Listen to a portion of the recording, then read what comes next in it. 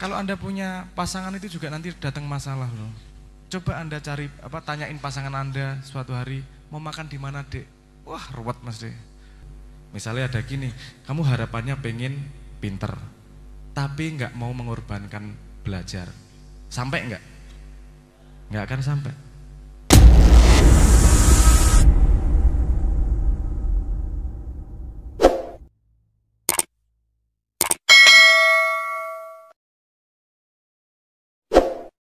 Silakan kita persilakan tepuk tangan untuk beliaunya, Mas Sabran.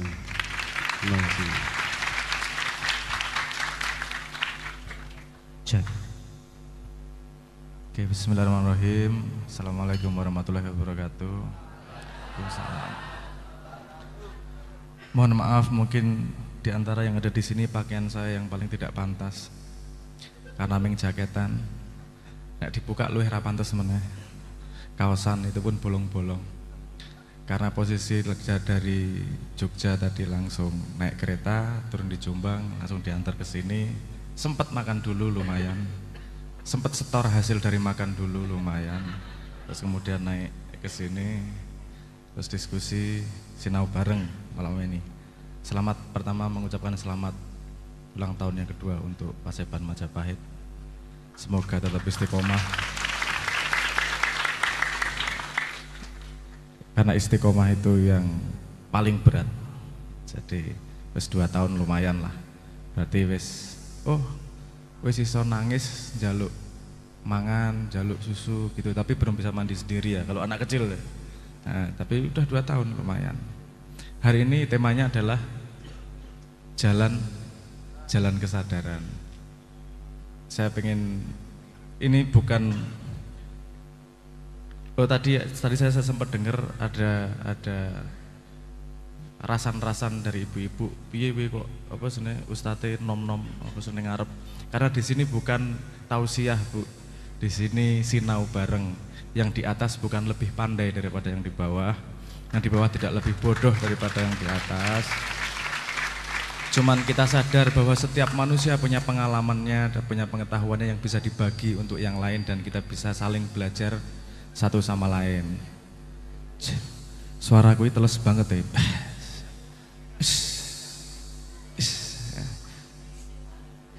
Iya, selalu seperti itu kalau sama ibu-ibu. Yang ditunggu nyanyinya, ngomongnya nggak penting kan gitu. Ya toh. Saya sudah warning dari tadi. Naik nggak boleh langsung nyanyi, karena yang utama di sini adalah sinau bareng. Nyanyi itu hiburan. Kalau lagi capek, kalau lagi itu lagi butuh dilus-lus, nanti pasti nyanyi, tenang aja. Tapi jangan jadikan itu menu utama. Kalau pengen dengerin orang nyanyi, nyetel kaset, ngerungok ke radio. Nah ini bukan berarti saya tidak mau nyanyi. Nanti nyanyi gampang lah, urusan nyanyi. Saya udah 15 tahun nyanyi, jadi memang nyanyi apal lagu-lagu, tenang aja, gampang itu. Tapi di sini teman-teman juga ada harapan sinau bareng, jadi ya kita sinau. Bernyanyi adalah salah satu bagian dari sinau bareng. Ngapunten nggih, ini kita sabar dulu nanti Pak nyanyinya. Sebentar, saya punya kewajiban untuk ngomong tentang jalan kesadaran. Sebelum saya ngomong tentang jalan kesadaran, saya pengen mensensus dulu. Di sini yang penderita cacat tuna asmara, mohon tangannya naik dulu. Alias masih jomblo kinyis-kinyis, belum pernah ditampa cewek satu pun. Coba angkat tangan. Ono ora iki kira? Rasa isin ora apa-apa. Wes iki sadar diri iki. Bukan hina, tenang aja. Semua orang pernah mengalami seperti itu, pernah mengalami menderita seperti Anda. Angkat tangan. Oke. Sing tahu ditolak cewek sapa? Angkat tangan. Oke, banyak, oke, lumayan. Yang pernah ditolak lebih dari 10 kali sapa? Nanti ada hubungannya kenapa itu penting dengan kesadaran. Oke ya. Sekarang gini, kita nggak usah ngomong jauh-jauh dengan kesadaran. Kenapa perjalanan kesadaran? Karena kesadaran harus berkembang terus. Kalimat kuncinya adalah begini, kesadaran merubah perilaku manusianya. Manusia berperilaku berdasarkan tingkat kesadaran yang dia miliki. Oke. paling sederhana. Ini tadi saya ngobrol tentang Paseban yang umurnya 2 tahun. Sekarang saya tanya, di sini yang tiap hari masih mandi siapa? Semua ya, oke. Yang keluar kamar mandi masih nggak pakai baju apa-apa siapa? Oh, langsung masih pakai baju ya. Tapi lihat anak kecil, umur 1 tahun, umur 2 tahun cuek aja dia. Keluar dari kamar mandi wudo ya wudo, gondal gandul ora masalah. Kenapa? Kan sama. Kamu ya gondal gandul, dia ya gondal gandul. Tapi kenapa kamu malu harus pakai baju dan dia nggak pakai baju nggak masalah? Kok wow? Ngopo? Karena kesadarannya meningkat. Tadinya dia nggak masalah kelihatan, tapi kemudian sudah sadar dirinya ini nggak ada yang lainnya kelihatan. Saya malu, mulai ditutupi lah kemaluannya. Itu yang pertama kali dilakukan oleh Adam dan Hawa ketika keluar dari surga. Nomor 1 langsung ditutupi semuanya, langsung sadar. Oh, izin aku, ya gitu. Kemudian ada satu momen lagi di mana kamu sadarnya naik lagi. Ketika wis naksir karo cah wedok. Anda lihat, perhatikan, sebelum Anda naksir sama wong wedok, sama cewek, adus-radus ra urusan, kelambi ra diumbah telung dino ra masalah, katok jili-jilian karo koncone ra masalah. Tapi Anda pernah apel seperti itu? Sudah naksir, mau ketemu apel, langsung sadar diri, sisiran klimis, nganggo minyak wangi, adus sabune entek telu. Wis saking sadar dirinya, pengen kelihatan, wah, karena aku mau dilihat orang nih, karena aku punya kesadaran yang berbeda tentang diri. Kenapa yang ceritanya gini, yang makan buah pertama siapa? Hawa. Terus kemudian diberikan ke Adam. Lihat, di sini ada contoh bahwa yang paling membuat sadar laki-laki adalah adanya wanita. Jadi ketika Anda sudah kenal wanita, langsung sadar diri kalau wanita seperti itu. Kalau Anda nggak percaya, tanya misalnya yang sudah menikah, pulang dari kerja rumah istrinya cemberut, wes pokoknya wegah malang kerik, kono mangan-mangan dewe, ora ono panganan GoFood, wes galak ngono kuwi, wes langsung ada masalah apa ini, ada masalah, langsung ruwet otaknya. Kenapa? Karena langsung kesadarannya meningkat seperti itu. Nah, kan kelihatan nih tingkatnya. Tadinya kesadaran tentang diri sendiri, kemudian kesadaran terbangun dengan adanya pandangan orang lain. Ini meningkat kesadarannya semakin tinggi. Oke, saya kasih contoh yang lain. Di sini ada yang pakai Facebook enggak? Oke, ada yang pakai Facebook lebih dari 2 tahun ada? Coba Anda ingat-ingat status Anda 2 tahun yang lalu. Kenapa tertawa? Gila nih, jijiki, alay, pengen tok beleh rasanya nek gue ketemu kue sing 2 tahun yang lalu ya, pekok mentoh iki gitu. Kenapa Anda sadar diri melihat? Padahal ketika nulis nggak gitu toh. Ketika nulis puisi 2 tahun yang lalu rasanya, wah ini puisi paling indah sedunia iki. Oh. Dek, apakah bapakmu seorang pembalap? Kenapa? Karena kamu ngetrek di hatiku. Wah. Kuwi wis rasane puisi indah banget kuwi rasane. Saiki kowe maca ya Allah gobloke rek, aku biyen jijiki rek, gilane kan itu. Kenapa Anda punya pandangan seperti itu? Karena kesadaran Anda meningkat. Anda lebih tahu lebih banyak, pengetahuan Anda lebih banyak, kesadaran Anda meningkat. Kadang-kadang kalau tidak disadari bahwa kita meningkat kesadarannya, itu kadang-kadang kita tidak membangun kesadaran.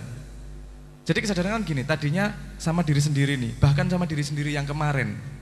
Kita menyesal karena kita kesadarannya meningkat. Kadang-kadang kita tidak sadar bahwa ada orang lain yang membutuhkan kesadaran kita. Nih, salah satu contoh perilaku yang terlihat beda kesadarannya. Anda pernah naik motor di tengah jalan, pernah nggak mengalami ada orang naik motor di tengah-tengah dan lambat? Ngesen kiwa menggoe kanan. Pernah ngalami? Pernah? Kok bisa dia seperti itu?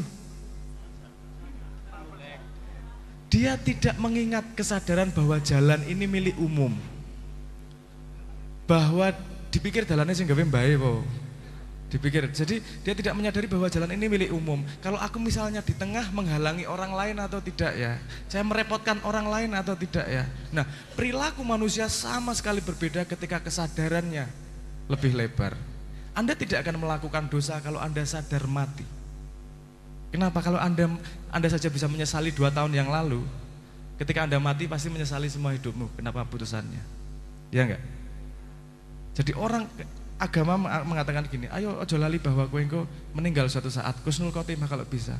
Nah, itu menyadarkan Anda bahwa suatu saat Anda akan melihat perjalanan hidup Anda dan mana yang Anda sesali. Agama juga mengajarkan bahwa hati-hati berlaku nih. Ketika orang sadar bahwa dia akan mati, perilakunya pasti sama sekali berubah. Karena dia akan menjaga dirinya agar tidak berbuat sesuatu yang akan dia sesali suatu saat nanti. Nah, berkembang terus nih kesadaran ini. Bahkan dari sudut pandang kesadaran, sabar itu berbeda. Sabar itu bukan berarti diam. Sabar itu berperilaku paling tepat dalam keadaan itu. Ada sebuah keadaan, kamu berperilaku paling tepat dalam keadaan seperti itu untuk kebaikan sebanyak mungkin orang, itu sabar. Kadang-kadang sabarnya harus diam. Nah, aku ngomong tambah ribut ki. Ono status ra cetha tak nengke wae iki. Daripada ribut. Tapi ada juga, jane aku wegah ngomong tapi tak sabar wis tak ngomong lah. Kenapa? Karena Anda harus meluruskan sesuatu yang memang tidak lurus pada momentum itu. Padahal kamu gak seneng ngomong. Kamu harus sabar pada yang kamu inginkan, tapi melakukan yang seharusnya dilakukan. Paham maksud saya ya? Nah, semakin lebar kesadaran, dia akan melewati rentang waktu. Kamu akan memahami masa depan, masa lalu. Semakin lebar ruangnya, kamu akan memikirkan orang lain. Bekerja dengan kesadaran mencari duit, yang kamu cari nomor 1 adalah bagaimana mengambil keuntungan. Kalau kesadarannya adalah mencari uang untuk memberi makan anak istri, konsentrasi nomor 1 adalah mencari rezeki yang berkah. Beda sama sekali nih. Sebuah kesadaran akan membuat perilaku yang sama sekali berbeda. Nah, kadang-kadang manusia tidak memahami bahwa kesadaran itu perlu ditumbuhkan, perlu dibangun. Kenapa? Karena nyon saya ibu-ibu, ini saya ngomong agak sains sedikit. Karena apa yang kita sadari ini 1:300.000 dibandingkan apa yang tidak kita sadari. Atas sadar itu 1, bawah sadar itu 300.000. Banyaknya segitu. Makanya dalam Jawa ada ngomong ilmu kuwi kelakone kanthi laku. Karena yang kita sadari ini kita lakukan setiap hari sampai kita tidak menyadari bahwa kita menyadari. Paham maksudnya? Karena aku ngelakoni terus, kamu menyadari bahwa oke, aku hidup ini pasti diawasi Tuhan dan aku tidak mau menyesal dengan perjalanan hidupku. Jadi aku akan melakukan segala sesuatu yang membuat Tuhan senang. Salah satu contohnya misalnya, aku tak apik karo kabeh wong, aku tak mesem karo kabeh wong. Awalnya itu disadari terus. Tapi lama-lama kelakon sampai kamu lali bahwa itu datang dari kesadaran itu. Kamu tetap mesem, tetap baik karena memang kamu orang yang baik dan mesem. Nah, kelakon ilmu lagian. Paham maksud saya? Bukan karena alasan-alasan itu, bukan karena iming-iming itu. Iming-iming itu untuk awal kesadaran. Ketika sudah berubah perilakumu, kamu akan menyadari sesuatu yang lain yang lebih luas. Tapi yang kemarin ilmu ini sudah kelakon dan jadi ilmu dalam dirimu. Nah, perjalanan kesadaran adalah seperti itu. Perjalanan kesadaran adalah menyadari bahwa kita yang tadinya cuma sadar sendiri, kita sadar bahwa ternyata ada orang lain juga. Orang lain itu tidak hanya tetangga, tapi ternyata juga jauh. Ada orang sedunia misalnya, ada orang sekampung, ono wong sekecamatan, ono wong sekabupaten, ono wong sak negara. Kemudian ada lagi alam. Aku apik ning wong ning ora apik ning alam, berarti kesadarannya belum tuning tentang alam. Kemudian kesadaran masa depan. Kalau aku melakukan ini mungkin baik sekarang, tapi masa depannya baik atau tidak? Misalnya kalau Anda mau sekolah, ini Anda sadar atau tidak sadar? Saya tidak sadar ini. Muhammad ya. Gue mbok sadar mbok ora. Tapi ketika Anda sekolah, itu Anda menyadari keperluannya di masa depan. Karena lebih menyenangkan main daripada sekolah, ya toh. Tapi Anda mengorbankan mau sekolah demi punya demi punya bekal untuk menghadapi masa depan. Anda mengorbankan sesuatu untuk masa depan. Pengorbanan yang tepat akan mendapatkan jawaban yang baik dari Tuhan. Karena bisa saja kamu pengorbanan yang salah, tidak akan mendapatkan jawaban yang baik dari Tuhan. Ini bukan saya yang ngomong. Ini yang ngomong Al-Quran dengan kisah Habil dan Qabil. Dua-duanya melakukan pengorbanan dalam hidupnya, memberi persembahan dua-duanya. Yang satu diterima Tuhan, yang satu tidak. Pengorbanan yang tepat akan menghasilkan sesuatu yang memang kamu harapkan dari Tuhan. Misalnya ada gini, kamu harapannya pengen pinter, tapi nggak mau mengorbankan belajar. Sampai nggak? Nggak akan sampai. Misalnya pengorbanan salah, kamu pengen punya duit, aku mengorbankan diri akan tapa di dalam gua 3 tahun. Ya apa kali itu duit, mau duit kisah kerja kok. Paham maksud saya? Jangan salah mengorbankan, karena kalau mengorbankan, karena dalam hidup itu ada hal-hal yang kamu punyanya terbatas, yaitu waktu, kamu punyanya terbatas. Perhatian, kamu punyanya terbatas, kamu tidak bisa memperhatikan semua hal sekaligus. Jadi ketika kamu meluangkan waktu untuk memperhatikan hal yang tepat, kamu akan mencapai apa yang kamu inginkan. Bagaimana ketepatan waktu dan perhatian ini dengan seberapa tinggi, seberapa luas kesadaranmu terhadap hidup dan jagat ini. Nah, jadi mungkin ini prolog dulu, nanti kalau mau digali monggo. Perjalanan kesadaran adalah perjalanan tanpa henti dari manusia.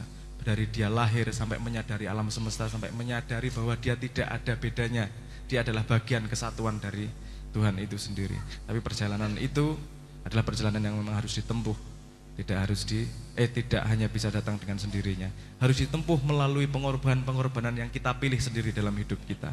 Karena setiap kita melakukan sesuatu, pasti kita mengorbankan yang lain. Kalau kita milih cuci piring, kita mengorbankan tidak mandi.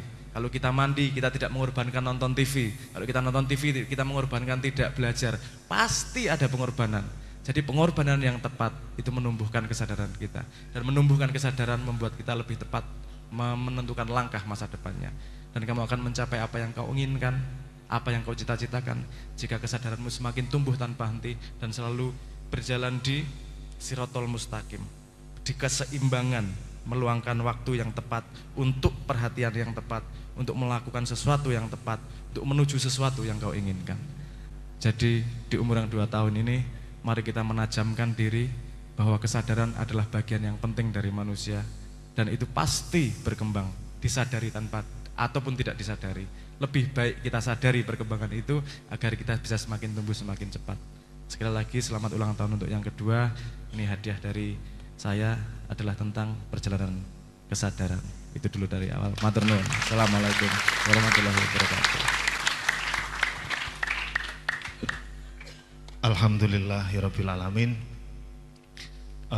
Seperti yang disampaikan oleh Mas Abrang, bahwasannya untuk menempuh jalan kesadaran awalnya kita perlu iming-iming.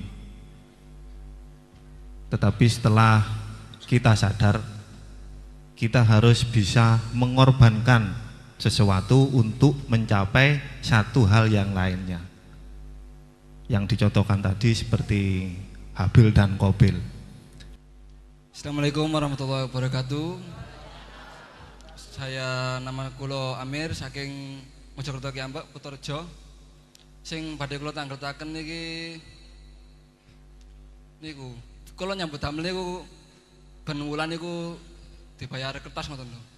Kebetulan saking Kanjeng Nabi bengen kan niku sing berlaku niku kali emas kali perak ngoten dirham. Jadi kan nilai tukare niku sesuai lah. Lah kertas niku saged ajur, saged luntur utawa suwek brek ngoten. Lah niki cek ngapunten ngeblank.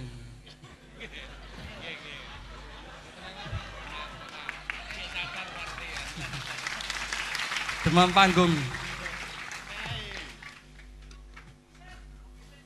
Nah niki kinten-kinten ya napa saged napa mboten kira-kira balik teng emas perak niku wau. Soalnya kan suatu saat nggih niku saged napa semakin cetakan uang semakin banyak niku kan niku semakin ajur ngoten lho. Kesedarane masyarakat niku ya napa ngoten.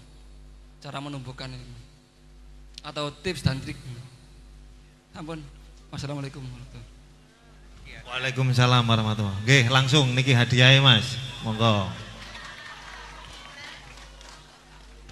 Nggih niki kersane dicatet lumiyin kali konco-konco. Nggih, untuk yang kedua, monggo. Assalamualaikum warahmatullahi wabarakatuh. Ya, nama saya Mahendra, saya dari Sidoarjo. Ya, mengenai tentang tema kesadaran tadi,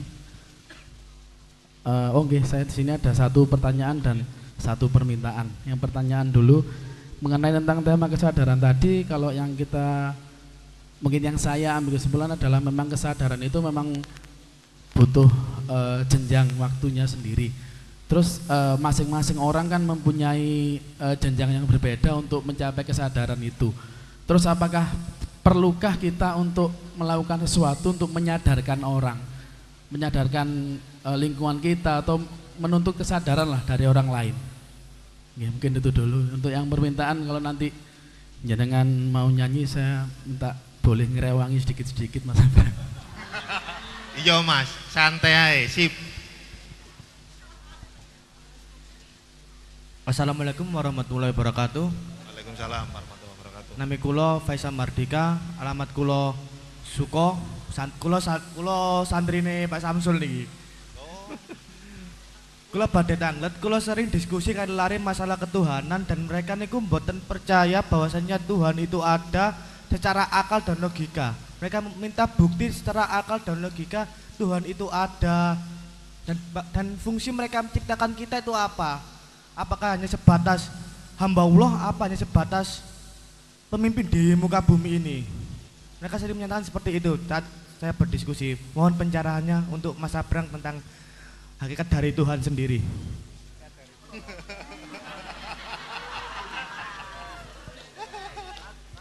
Nggih. Sampun nggih.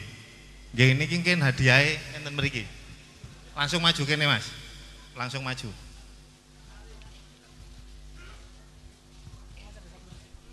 Ngapunten saderenge. Asma kula Muhammad Syafiuddin Al-Haq. Kula ndugi Mojosulur Mojosari ki ambek. Kalau wingi kan 17 April niku kan niku pemilu serentak nih. Ya napa nyadaraken pemimpin kan mungkin nek pun saged dados nih wonten lho. Kemajuan Indonesia niki cek saged makmur ngoten. Ngapunten saderenge. Iya Mas. Nggih, monggo. Kersane jangkep 5, monggo Mas. Nggih. Aja diguyu kok. Aja diguyu kok. Assalamualaikum warahmatullahi wabarakatuh. Waalaikumsalam warahmatullahi wabarakatuh. Nami kula Onar, konconipun Lek Mujib Tilem rumiyin teng Malang. Pertanyaan saya cuma satu secara spesifik, antara dari kata kesadaran itu ada kata sadar, menyadari, terus kesadaran. Nah tolong ini dijelaskan lebih rinci tentang sadar, menyadari, kesadaran. Itu aja Mas. Biasanya Mas Nu ini pinter nek nyerahno ngono-ngono kuwi. Pun matur nuwun. Nggih, matur nuwun Mas.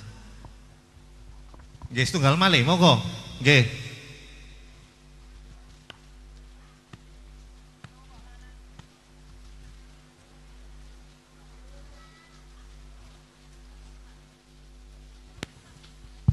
Sing di kene isok luwih maju sakno sing kudanan di kono cek isok lungguh ya. Ayo ditata cek padha enake.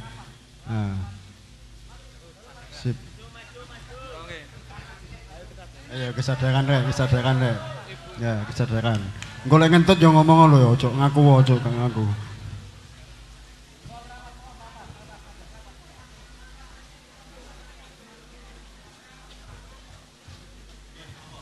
Oke, assalamualaikum. Nama saya Cak Her dari Sekar Gadung. Sebenarnya saya tanya ini enggak jauh dari topik itu. Cuma yang saya tanyakan gini, saya kan ayah, kepala keluarga, punya anak, punya istri, kan gitu ya. Terus istri saya tuh nggak pernah ngizinin saya untuk acara kayak gini-gini itu. Ini kan saya nekat cari ilmu, tapi nggak diizini istri sama anak. Gimana posisi ilmu yang saya dapat dari sini, apa termasuk yang gimana, yang barokah apa, yang gimana itu loh. Ya, apa atau gini, saya pengen belajar tapi nggak diizini sama anak sama istri, terus saya nekat. Itu perbuatan itu bisa diteruskan apa enggak gitu? Atau kasih tip biar istri itu ngizini saya, aduh namanya kayak gini namanya.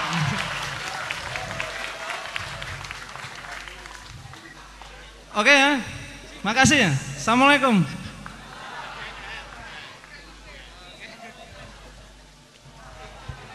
Sing ditanggletaken Cak Her niki pun rahasia umum.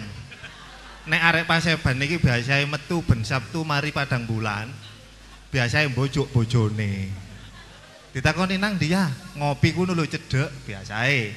Padahal ya ngelowo nang Paseban. Lah berhubung Cak Her mang jek kait melok. Gak ero carane. Nggih Cak Her, sami sak nomor Cak Her. Nggih. Ada 6 pertanyaan. Oke, ini langsung saya. Nggih. Oh, langsung saya jawab satu demi satu nggih. Bismillahirrahmanirrahim. Niki kalimat saya masih jelas napa mboten? Jelas nggih. Oke. Saya jawab pertanyaan pertama. Niku urusan kerja dibayar uang kertas bukan emas seperti zaman Kanjeng Nabi. Oke. Mas, kita mesti ngomong gini dulu. Uang atau emas itu alat tukar agar kita bisa mengukur apa kontribusi orang lain terhadap sesuatu. Nah itu pakai alat tukar namanya uang atau emas. Saya kasih fakta yang kemudian jenengan mesti itu engko sedih engko. Gini, kalau Anda mau cari-cari pakai standar zaman Nabi, ini saya diceritain orang. Pakai cari standar zaman Nabi emas, itu emasnya minimal 23,5 karat. Padahal dinar sekarang pun 22 karat. Jadi tidak ada alat tukar sekarang yang seperti zaman Nabi. Kenapa? Karena kalau karatnya terlalu tinggi, emasnya jadi gampang nekuk-nekuk. Sehingga dicampur agar keras. Nah, Anda lihat hakikatnya. Hakikatnya itu adalah alat tukar untuk menghargai. Nek Anda tidak setuju dengan kertas, segera ubah kertas itu menjadi emas, ditokokno emas wae. Simpel tau sebenarnya, simpel banget. Kita kalau Anda tidak setuju, karena gini, menggunakan uang kertas itu lagi-lagi kesadaran komunal, itu persetujuan wong sak Indonesia. Kadang-kadang kita harus menurunkan ego kita karena persetujuan orang banyak nih. Paham maksud saya? Paham maksud saya? Kadang-kadang kan jenengan pengen adus, seminggu galah adus, tapi nggak penak nanti nek ambune dadi mengganggu tetangga atau sebelahnya makanya mandi. Kadang-kadang ada seperti itu. Kita melakukan sesuatu bukan karena kita pengen atau kita setuju. Kadang-kadang kita melakukan sesuatu karena kesadaran bahwa masyarakat bersama memahami, mensetujui yang namanya uang kertas sebagai alat tukar. Jadi ketika Anda menerima alat tukar, bukan Anda melawan Kanjeng Nabi. Anda menghargai 265 juta penduduk Indonesia yang setuju pakai uang kertas. Kalau Anda tidak setuju, langsung berubah menjadi emas. Sederhana, langsung dibelikan emas. Tapi nanti Anda kalau beli kopi, tetap harus dirubah jadi uang kertas lagi. Ngono ta urusannya? Mau beli beras, dirubah jadi uang kertas lagi, karena mereka setujunya pakai itu. Sebanyakan orang Indonesia. Hah? Ya, tambahan gimana? Ya sekiranya saya masih tadi seperti itu, kan sebenarnya kan Indonesia juga kaya seperti kayak Freeport itu, emasnya kan melimpah. Jadi gimana kayak menyadarkan masyarakat itu biar kayak nyelengi gitu loh. Jadi saya sendiri juga belum bisa nyelengi padahal. Ya bayaran gaji terus ditukar emas buat celengan gitu loh, biar sekiranya bisa kembali ke negara kembali gitu. Gini. Dari 6 pertanyaan ini tadi, 6 orang ya, 3 orang kata kuncinya bagaimana menyadarkan orang lain. Saya selalu menjawab begini, kue nabi punya kewajiban menyadarkan orang lain. Kue wali lah punya kewajiban menyadarkan orang lain. Kue wis uripmu wis selesai wis ngerti jagat raya, yuk menyadarkan ngene lho sing bener rek. Tapi saya juga menyadari niat baik Anda. menurut saya ya, cara untuk menyadarkan orang lain adalah menjadi contoh yang bagus. Jadi kalau Anda percaya bahwa menabung itu baik, menabunglah yang banyak dan jadi orang sukses sehingga Anda menjadi inspirasi sekitarnya dan orang lain bertanya. Kok iso ampuh ngono piye to Mas? Aku mbiyen nabung soalnya. Nah, orang akan mencontoh sendiri karena melihat terinspirasi oleh Anda. Kalau Anda mau belajar sejarah, setahu saya Kanjeng Nabi tidak pernah mengeluarkan hadis sebelum ditanyain orang lain. Nabi tidak diturunkan untuk menyebarkan Islam. Nabi diturunkan untuk menyempurnakan akhlak. Nomor satu yang dilakukan, Nabi akhlaknya sempurna. Sebelum menjadi Nabi sudah al-amin, terpercaya dulu. Orang sudah terinspirasi sehingga semua kalimatnya dipercayai. Kenapa? Karena sudah menjadi contoh dari apa yang dia katakan tersebut. Ngoten Mas. Saya bukannya tidak setuju Mas. Nah argo Mas bener, aku setuju nggo Mas. Yang intrinsik memang ada nilainya seperti itu. Tapi tidak mudah dengan keadaan saya kira penduduk bumi iki piro? 7,35 miliar. Dan emas yang ada sekarang, aku ngomong fakta, emas yang ada sekarang itu kalau nggak salah ya, sekitar 97 atau 98% bukanlah emas yang ditambang baru, tapi recycle dari zaman dulu. Paling banyak emas bukan ada di kantong-kantong, paling banyak emas ada di perhiasan, terutama di India. Karo Bugis, karo Jawa biasanya. Nek tuku sing kae lho, Mas, kerinci-kerinci. Sing dodol ngene njikan. Pira regane, Mas? Untune Mas soalnya pamer Mas. 3.000 Mas, karo pamer untune. Saya paham niat baik Anda. Usulan Anda, jadilah inspirator kita semua. Jadi orang yang pandai menabung dan jadi orang yang sukses. Ngoten nggih? Siap. Pertanyaan kedua. Kesadaran untuk jenjangnya sendiri, perlukah kita menuntut kesadaran kepada orang lain? Oke. Kesadaran ada waktunya sendiri. Betul, Mas. Itu betul. Seperti yang saya katakan tadi, ini rodok science sedikit ya, nyon sewu. Ini kalau sinau bareng enaknya gini, nggak harus ayat, pakai ilmu modern juga boleh. Gini, dalam 1 detik manusia itu mempunyai atas yang dia sadari dan ada yang tidak dia sadari, bawah sadar. Anda tidak mungkin bermimpi melihat wajah yang tidak pernah Anda lihat, itu tidak mungkin. Cuman mungkin Anda tidak sadar bahwa Anda pernah melihat. Gitu ya. Dalam 1 detik atas sadar itu bisa memilah waktu, bisa menerima informasi, memilah waktunya gini. 1 detik dipilah jadi 40, itu di atas sadar. Di bawah sadar, dalam 1 detik dipilah menjadi 1,2 juta. Jadi lebih banyak yang tidak kita sadari ilmu daripada yang kita sadari sebenarnya. Makanya semua ilmu harus dilakukan agar yang tidak disadari naik ke permukaan nih. Kalau ilmu yang mau naik ke permukaan menjadi sadar biasanya lewat mimpi dulu. Makanya mimpi rodok-rodok kadang masuk akal ning rapati masuk akal gitu kan. Iso mebur ning jane kok iso mebur to? Jane kan ra iso, tapi yo kan gitu-gitu. Batas antara sadar masuk akal sama enggak masuk akal itu ilmu yang di dalam mau naik itu ke permukaan. Jadi setiap orang punya waktunya sendiri untuk menyadari ilmu yang dia ambil, dia serap di bawah sadar itu. Semakin dia memperhatikan, semakin dia eling dan waspada. Ini Jawa yang ngomong. Semakin dia eling dan waspada terhadap semua yang dia lakukan dalam hidup, terhadap semua pengalaman hidup, kesadarannya akan semakin meningkat.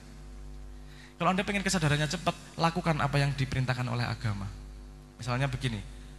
Jadi, misalnya Ali bin Abi Thalib mengatakan begini, kalau ada sesuatu yang terjadi kesalahan, nomor 1 jangan cari kesalahan orang lain. Nomor 1 cari kesalahanmu sendiri, karena kamu pasti punya andil terhadap kesalahan tersebut. Itu luar biasa itu. Karena kalau kita belajar mencari kesalahan diri sendiri, nomor 1 kesadarannya akan meningkat sangat cepat. Misalnya, ya saya kasih contoh paling banyak pakai ini biasanya. Anda kalau dikatain pesek marah enggak? Ora sing pesek lah. Apa merongos kok apa? Misalnya dikatain pesek terus marah karena dihina gitu ya. Tapi kalau kita menyadari diri sendiri, kesadarannya, kok pasti mempertanyakan, kenapa ya saya marah?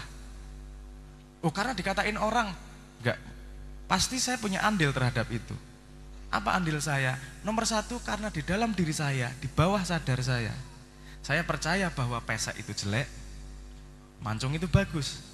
Makanya ketika dikatain pesek, saya marah, karena saya sama dengan dikatain jelek. Terus kemudian kamu berpikir sendiri, sing mancung apik berarti sing paling apik gajah kuwi. Mancung banget deh, kan gitu. Oh, mancung sama apa namanya? Pesek itu bukan urusan baik buruk, itu urusan perbedaan manusia, enggak masalah. Bukan baik buruk. Kalau kamu menganggap baik buruk monggo, tapi saya tidak menganggap itu baik buruk. Itu pemberian Tuhan yang paling sempurna untuk saya. Misalnya gitu. Ketika kamu punya kesadaran itu, besok dikatain pesek, enggak marah lagi.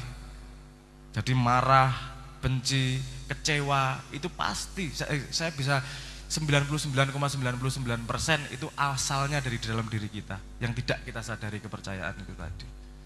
Nah, jadi memang punya waktunya sendiri, tapi tetap bisa kita pacu dengan eling dan waspada itu tadi. Ngaten nggih? Terus menuntut kesadaran kepada orang lain di lingkungan kita. Enggak, Mas. Menurut saya Anda jangan menuntut apapun. Karena Anda belum bisa memastikan bahwa Anda sadar 100% juga. Sesama siswa tidak bisa mengisi rapot teman, Mas. Kita juga siswa, kita juga sedang belajar, makanya sinau bareng, tidak mengajari. Sinau bareng, saling berbagi apa yang kita pahami. Mungkin ada yang dikatakan di atas tidak masuk di konsep Anda, buang. Karena setiap orang punya apa namanya? Punya percikan kesucian dari Tuhan sendiri. Dia punya bentuk yang diberikan Tuhan langsung untuk dia yang unik. Tapi akan sangat cepat tumbuhnya jika mau belajar satu sama lain. Bukan berarti orang lain pasti lebih pandai. Bukan berarti kita pasti lebih pandai. Tapi pasti ada yang orang lain tahu yang kita tidak tahu. Pasti. Tidak ada satu orang pun yang tahu semuanya. Jadi sinau bareng, eling dan waspada, jangan memaksakan apapun. Balik gitu tadi, jadi inspirator. Karena ketika pertanyaan dibuka, Anda punya hak dan kewajiban untuk menjawab. Kalau tidak ada pertanyaan, ya rasa ngandani, biasa aja. Menurut saya seperti itu. Menurut saya, karena sinau bareng nggak harus diikuti. Menurut saya yang efektif seperti itu. Kenapa? Saya nyontoh Kanjeng Nabi. Kanjeng Nabi nggak tinggal di jalan terus tiba-tiba nyalah-nyalain orang, nggak pernah. Pasti ada pertanyaan, ada diskusi, ada levelnya berbeda untuk setiap orang. Gitu. Ngerti nggih, Mas? Menurutku nomor satu sama orang lain itu bersaudara, bersahabat, saling membahagiakan. Itu dulu nomor satu. Urusan kesadaran bisa lah. Monggo. Sedikit nyambung mawon. Menuntut kesadaran dengan menyadarkan itu apakah sama?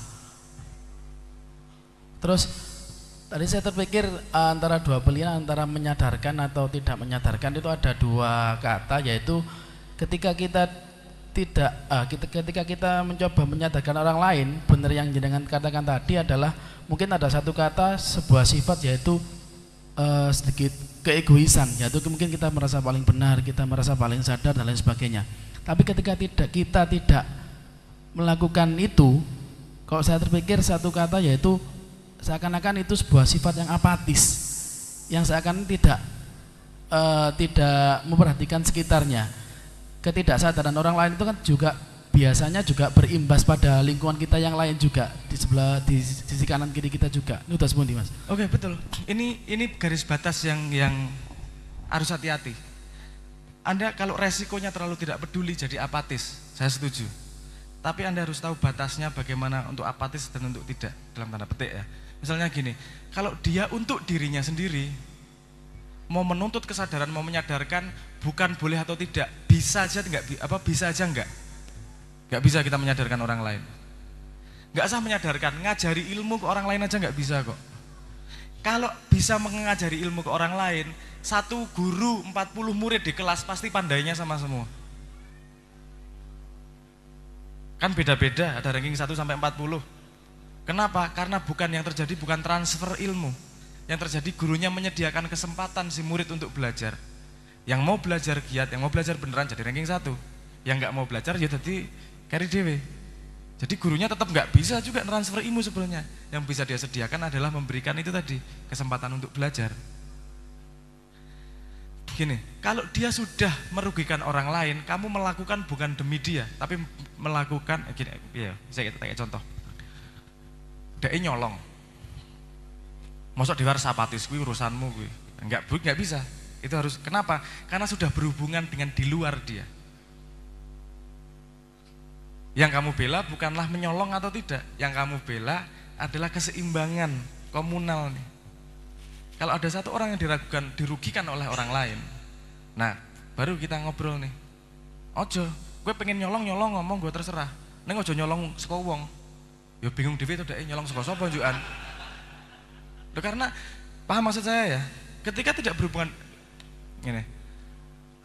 Ora enak ya no ibu-ibu, aku harus nganggo contoh sing rada pemuda jomblo banget tapi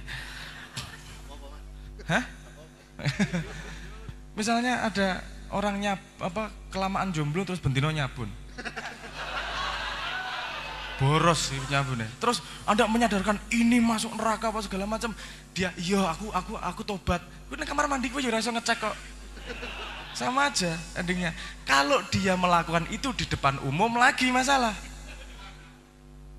Paham maksud saya? Jadi ada personal. Personal itu hubungan dia sama Tuhan. Jangan diganggu itu perjalanannya. Dia akan mencari dia akan mencari sumber-sumber di sekitarnya. Kalau Anda menyediakan menjadi inspirasi, salah satu sumber yang diambil adalah kamu. Tapi ketika dia sudah berhubungan dengan orang lain, dengan masyarakat, ada perlu kestabilan yang dijaga nih. Adanya hukum tidak boleh mencuri, itu bukan urusan bendanya, tapi urusan pertumbuhan komunitasnya. Kalau semua orang boleh mencuri, nggak masalah, nggak ada yang mau berproduksi. Enak nyolong ya. Terus apa sih gawe engko? Kan gitu.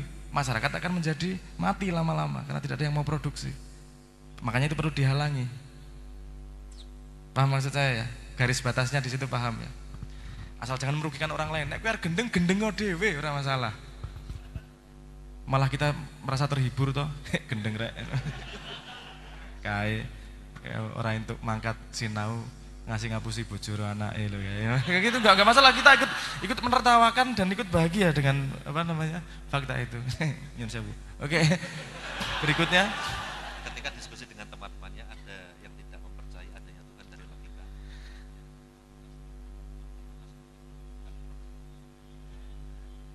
Ketika diskusi ada yang tidak percaya Tuhan secara logika. Ngoten tadi ya. Kalau Anda mundur 300 tahun, ada ngomong orang bisa terbang, itu nggak masuk logika juga. Anda ngomong sama anak kecil bahwa proses pembuatan anak seperti ini nggak akan masuk logika. Kenapa?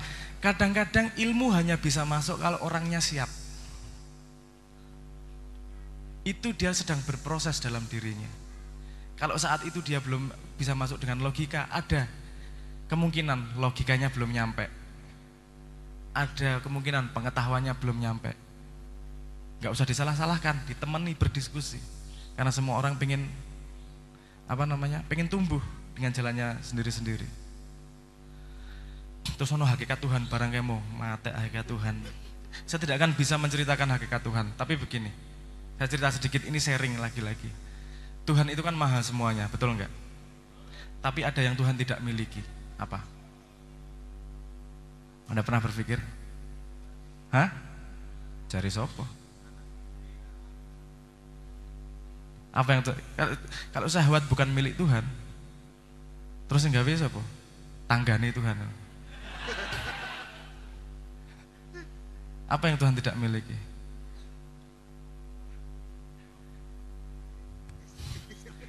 Berarti Tuhan lanang. Kalau tidak punya istri berarti Tuhan lanang gitu asumsinya. Kesadaran bawah sadarnya itu tadi menganggap Tuhan lanang sehingga tidak punya istri. Yang Tuhan tidak miliki karena sifatnya maha adalah keterbatasan. Paham maksud saya? Karena Tuhan maha, jadi pasti tidak punya yang namanya keterbatasan. Wong maha kok. Kalau Tuhan punya keterbatasan nggak maha nanti namanya. Tuhan nggak punya keterbatasan. Oke. Terus kalau Tuhan maha tidak punya keterbatasan, bagaimana dia bisa mengalami dirinya sendiri? Wong tak terbatas kok. Padahal mengalami itu syaratnya adalah aku, kamu, ada dia, ada orang pertama, orang kedua, orang ketiga, dan seterusnya. Makanya kemudian ada tajali yang namanya manusia. Tuhan sedang mencoba satu fitur baru yang namanya keterbatasan. Di dalam keterbatasan ada yang namanya goblok, ada yang namanya sok pinter, ada yang namanya kemaki, ada yang namanya galau, ada yang namanya lebay, ada yang namanya jomblo, ada jomblo mazhab sampo, jomblo mazhab sabun, macam-macam. Apa namanya? Kenapa? Keterbatasan untuk menyadari ketidakterbatasannya. Nah, kan perjalanan. Jangan langsung salah-salahkan orang, karena kita saling berbagi. Orang cah kuliah itu ketemu anak SD mesti menyalahkan terus. Tapi sih kalau gitu yang menyalahkan, yang salah siapa? Yang kuliah. Wong goblok itu wong pinter itu bukan nyalain orang yang tidak tahu. Orang pinter itu memangku orang yang tidak tahu agar semakin tahu. Tidak ada pemecahan masalah dengan menyalah-nyalahkan. Yang ada adalah musyawarah untuk mufakat. Itu ada di sila keempat kita setelah sila ketiga kita, yaitu salah persatuan Indonesia sekarang. Ya sekarang lagi persatuan Indonesia, semoga R-nya bentar lagi hilang. Labar pilpres yang. Oke, paham maksud saya? Saya nggak ngomong hakikat Tuhan, karena tidak mungkin apapun yang kita bayangkan Tuhan pasti bukan Tuhan. Karena apapun yang kita bayangkan itu simbol. Allah itu simbol, Tuhan itu simbol kata-kata, tulisan itu simbol. Kalau simbol pasti memiliki keterbatasan. Karena kalau Allah itu adalah yang sebenarnya Allah, nggak bisa itu. Kenapa? Karena kalau Allah pasti bukan uluh, pasti bukan ilih, ya kan? Padahal Tuhan semuanya, dia tidak hanya bisa disimbolkan seperti itu. Jadi wis rasa bayangke lah, kangelan di film bayangke. Karena semua yang kita bayangkan pasti bukan dia. Yang ada adalah menyerah, mengetahui modal yang kita miliki sendiri, yaitu Tuhan yang mencoba terbatas di dalam wadah. Jadi kalau dia nggak percaya dengan logika, Tuhan kok tidak masuk logika, gak masalah, santai aja. Dia lagi belajar logika kok. Seperti apa sih logika nih? Tak jelas ilmu logika sebenarnya rampung kok. Ruwet itu. Bagaimana komponennya, limitasinya, perkembangannya dan seterusnya. Dia alat yang penting, tapi bukan satu-satunya alat. Penting dia, tapi bukan satu-satunya alat. Kalau dia masih lagi seneng pakai alat itu nggak masalah. Kayak cah cilik lagi seneng peso, apa-apa nggo peso, mangan nggo peso, ngopo-ngopo nggo peso, sampai cakeme keswet dhewe nggo, lagi golek sendok kan gitu. Namanya pengalaman pasti melakukan kesalahan. Tidak ada orang berhasil tanpa kesalahan. Kesalahan datang dari keputusan yang tepat. Keputusan yang tepat datang dari pengalaman. Pengalaman datang dari keputusan yang salah. Jadi ketika orang sedang melakukan keputusan yang salah, dia sedang mencari pengalaman agar keputusannya benar, agar menjadi berhasil. Itu proses. Bukan ya, hadapilah temanmu bukan sebagai musuh bicara. Hadapilah temanmu sebagai teman salik, sesama pencari kesejatian, saling melengkapi. Ngaten nggih. Fungsi kita sebagai hamba Allah ataukah sebagai khalifah? Fungsi kita sebagai hamba Allah ataukah sebagai khalifah? Ngopo kok kudu siji to? Gue sebagai hamba Allah yang khalifah kan ya ora masalah. Ini bukan pilihan ganda kayak SD. A, B, C kudu salah siji ora. Gue dadi hamba Allah yang khalifah tapi beling. Ngono ya ora apa-apa kok. Cuman semua ada akibatnya kemudian gitu aja loh. Agama menunjukkan kalau gini nanti akibatnya akan yang terbaik. Kalau nggak gitu ya nggak masalah. Wong akibatnya kamu tanggung sendiri nanti kok. Jadi menurutku kalau Anda bingung, jadilah hamba Allah yang baik. Kemudian jadilah khalifah yang baik tanpa meninggalkan menjadi hamba Allah. Semakin lengkap semakin baik loh. Karena semakin kamu lengkap, semakin sadar, semakin lebar, semakin mengikis keterbatasanmu, kamu semakin mendekati yang maha. Itu yang dituju bersama. Ngaten nggih. Sip. Bagaimana cara menyadarkan pemimpin Indonesia biar bisa makmur? Bagaimana cara menyadarkan pemimpin Indonesia kalau biar Indonesia makmur? Anda siapa yang tadi tanya? Oh jenengan ya. Anda pernah SD? Hah? Pernah? Saya tanya aja, pernah SD? Kelas 1 SD, kelas 2 SD Anda semangat kalau pagi mau sekolah gitu semangat. Pak, aku marah sekolah lagi, ayo jam 4 men aku disikan tekan sekolah misalnya gitu. Enggak ya? Bagaimana cara orang tuamu mengajarkan kepadamu, menyadarkanmu bahwa sekolah itu baik? Lama-lama kamu sadar. Kamu nggak tahu melakukan itu, kadang-kadang kamu nggak tahu. Kenapa? Karena dilimitasi oleh pengetahuan kita kadang-kadang. Gini, siapa yang ngomong bahwa pemimpin kita tidak pengen Indonesia makmur? Prasangka loh itu. Kok perilakunya seperti ini? Siapa yang bilang bahwa yang salah itu cuma satu orang itu yang di sana? Belum tentu. Nomor 2, siapa tahu dia melakukan sesuatu yang nanti akan bisa dipanen 5 atau 10 tahun lagi. Tidak ada orang menanam, juk langsung panen ki gak ono. Kalau ada orang petani menanam, juk kamu marahin, Pak, kemakmuran ini penting, mana padinya? Nandur ini lagi nandur. Ini nanti dipupui dulu, disiangi, kadang-kadang ada seperti itu. Gini, kadang-kadang kita tidak bisa mengukur karena kita tidak cukup punya ilmu untuk bisa mengukur strategi yang dia lakukan. Rakyat itu salahnya, nyun sewu salahnya ya. Nyun sewu dalam tanda petik, karena kita tidak bisa memilih pemimpin dengan cara efektif. Bukan pemimpinnya salah. Anda lihatin, Prabowo sama Jokowi dua-duanya cita-citanya memakmurkan Indonesia. Betul nggak? Mesti cita-citanya ngono. Cuman kadang-kadang kita tidak sabar. Iki piye to jane rencanane? Memakmurkan Indonesia seperti apa sih? Karena kadang-kadang begini, kadang-kadang ini yang membuat Indonesia agak susah makmur secara cepat. Karena kita tidak kuat berpuasa, kita tidak kuat berkorban, pengennya senang sesuk. Dan tidak ada sesuatu di dunia pun yang langsung bisa menjadi, harus ada proses semuanya. Anda harus sekolah dulu untuk membuktikan bahwa Anda punya kemampuan agar bisa diterima kerja dan mendapat gaji. Ora iso SD langsung nyambut gawe, alah mesti. Paham maksud saya ya? Kadang-kadang misalnya apa ya, yang tak contoh apa ya?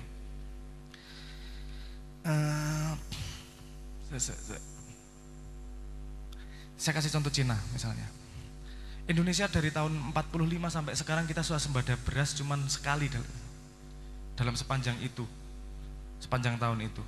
Dari tahun 45 sampai sekarang. Jadi ulang tahun keberapa Indonesia? 70 luweh lah. Kita hanya sekali swasembada beras. Kalau nggak salah tahun 86. Zamannya Pak Harto. Enak zaman kumbian jadi Pak Harto. Dan 86, setelah itu kita nggak pernah swasembada beras. Cina bisa menyelesaikan swasembada berasnya, saya diceritain. Itu sekitar 12 tahun beres swasembada berasnya. Oke, apa yang terjadi? Apa yang dia lakukan? Begini, bayangkan itu terjadi di Indonesia ya. Bayangkan itu terjadi di Indonesia. Yang dilakukan begini. Rodok tak jelasin nggak apa-apa ya, agak sinau bareng ini ya. Di Cina itu kalau ekspor beras itu di luar negaranya ada kategorisasi negara. Negara A, negara B, negara C. Negara A adalah negara-negara maju yang tukune larang, B negara-negara menengah, dan C negara-negara yang kere. Indonesia termasuk negara C. Itu apa namanya? Ada harga negara A, ada harga negara B, ada negara C. Setiap petani memproduksi barang, memproduksi beras, walaupun harganya rendah, disubsidi sama pemerintah dengan harga jual ekspor ke negara C. Rugi pemerintah ngetokke terus. Sering ngetokke terus. Tapi apa yang terjadi? Petani jadi punya duit lebih. Karena dia tidak bisa meluaskan tanah pertaniannya. Dia pengen duit lebih banyak. Bagaimana caranya? Kalau dia tidak bisa menambah lahan, yang dia lakukan adalah intensifikasi. Dia punya 1 hektar, piye caranya men dadi luwih akeh. 1 hektar cuma 5-6 ton lah, standar kita dulu. Standar kita sekarang kan segitu, seperti Cina waktu itu. Duit yang lebih dia gunakan untuk menyewa lulusan pertanian. Disewa agar naik terus produksinya sampai produksinya 12 ton. Selama meningkatkan produksi itu, petani ini kan berarti ada kelebihan duitnya untuk membayar itu. Pemerintahnya bayari terus. Rugi besar pemerintahnya. Kenapa? Karena harus subsidi beras terus. Dan rakyatnya sendiri gelem poso iki. Dite ora tak buat foya-foya, tapi tak buat intensifikasi agar hasilnya lebih banyak lagi. Sampai kemudian muntah-muntah. Hasil produksi berasnya luar biasa banyak. Sekarang Cina wayahe yang tadi buat apa namanya subsidi, dia punya badi saiki. Kenapa? Karena berasnya melimpah untuk ekspor ke A, ke B, ke C. Sampai entek-entek masih ada sisa nih. Sisa itu ditenggelamkan ke laut. Kenapa? Karena nggak ada yang minta.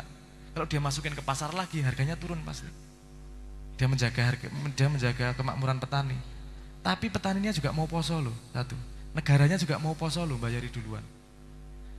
Nek pemerintah ngono kuwi nang Indonesia, iki loh, ada wacana mengganti apa jenenge?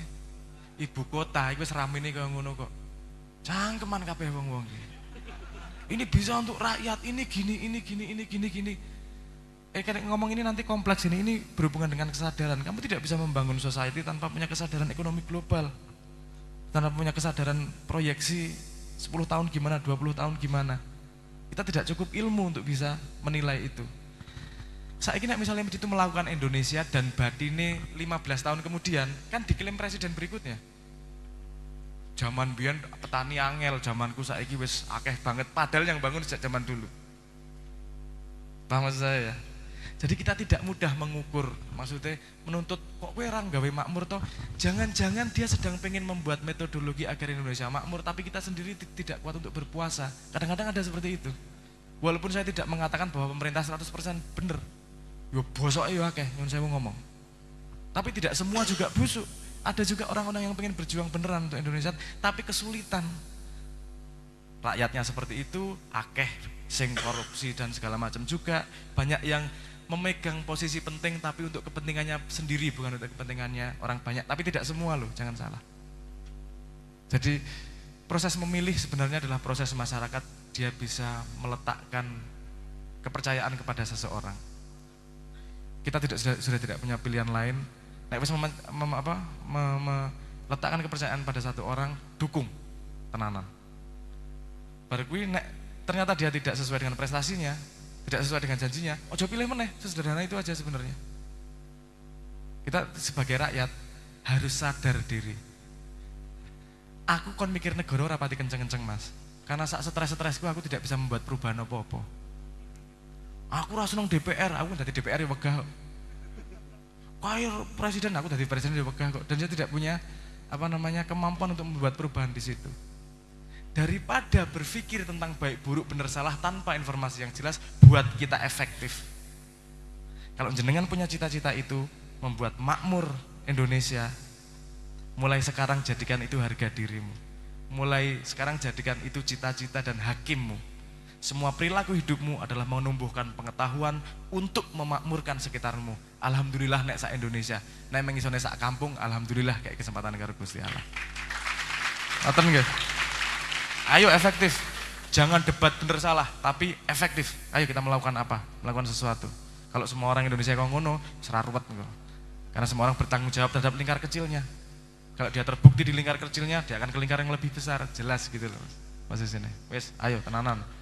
Apa yang bisa kau lakukan di rumahmu, apa yang kamu lakukan di sekitarmu, lakukan dengan benar. Ojo mikir negara nek urung iso ngresiki kamarmu, misalnya gitu loh. Misalnya gitu, wah ini negara presiden ini kamar isih acak-acakan meng tandang umbah-umbah we durung kok nurusi beras negara gitu misalnya.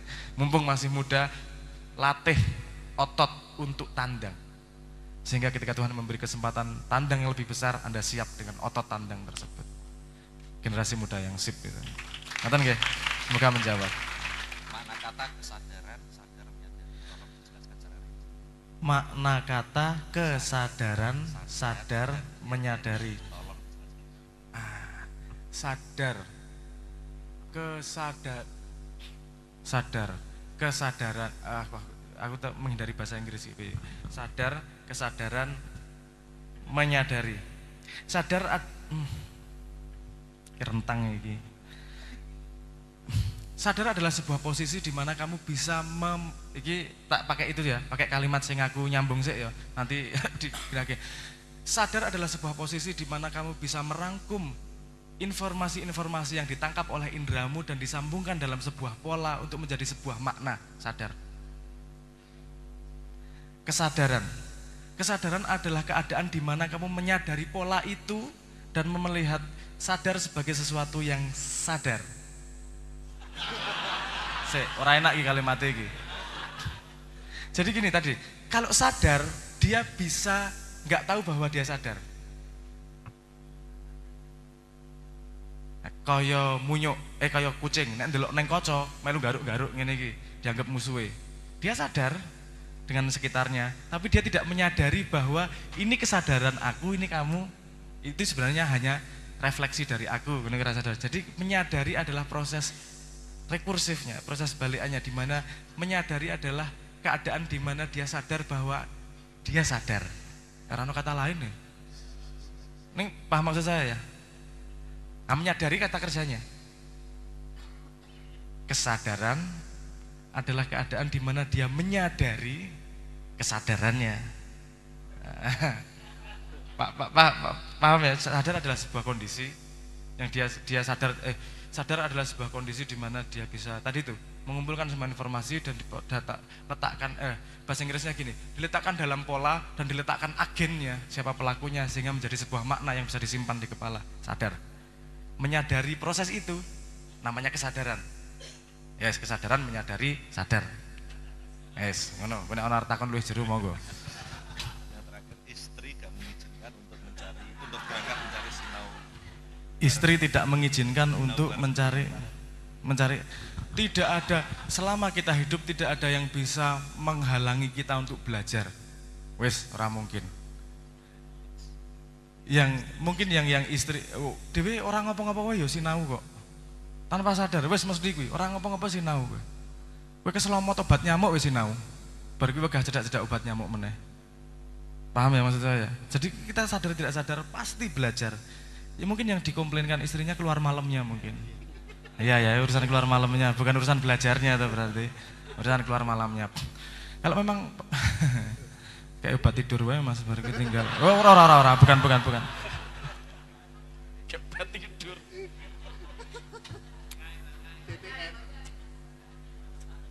Kayak obat tidur. Itu guyon ya. Engko neng YouTube Noe menyuruh obat tidur istrinya. Wah. Saya orang yang tidak punya otoritas untuk bercerita tentang ini.